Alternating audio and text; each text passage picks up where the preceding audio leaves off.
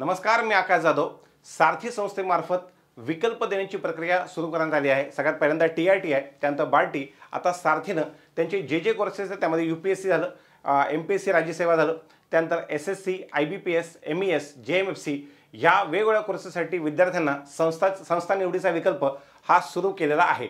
आपण ह्याच्या आधी टीआरटी आहे आणि बार्टी ह्या संस्थेमध्ये विद्यार्थ्यांनी राज्यसेवा ह्या कोर्ससाठी सगळ्यात जास्त विद्यार्थ्यांनी संकल्प या संस्थेची निवड जी ती केलेली आहे। आपल्या संकल्पाची निवड केलेली आहे। बार्टीमध्ये सांगायचं झाल्यास 231 विद्यार्थ्यांनी संकल्प ही संस्था त्यांचं पहिलं ऑप्शन निवडलेलं आहे। 200+ विद्यार्थ्यांनी 200 पेक्षा जास्त विद्यार्थ्यांनी निवडलेली संकल्प ही एकमेव संस्था आहे।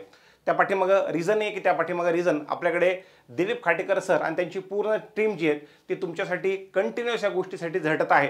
तर त्यामुळं आता सध्याला एमपीएससी मध्ये तुम्हाला लोकांना अप्लाय करण्यासाठी एमपीएससी राज्यसेवेसाठी टेक्निकल काहीतरी अडचण सारथीच्या फॉर्ममध्ये आहे।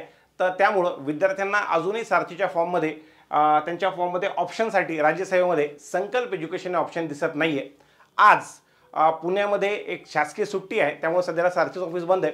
तर उद्या जसं ऑफिस स्टार्ट होईल 1-2 दिवसामध्ये, त्यानंतर तुम्हाला तिथे संकल्प एज्युकेशन पुणे हे सुद्धा ऑप्शन एमपीएससी राज्यसेवेसाठी दिसायला लागेल।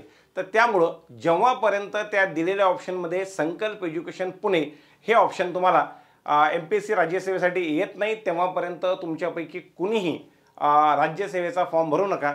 इतर कोणत्याही कोर्सेसला काही प्रॉब्लेम नाही, तर सगळे जे कोर्सेस आहेत त्यामध्ये संकल्प एज्युकेशनचं नाव जसं पाहिजे तसं दिलेलं आहे।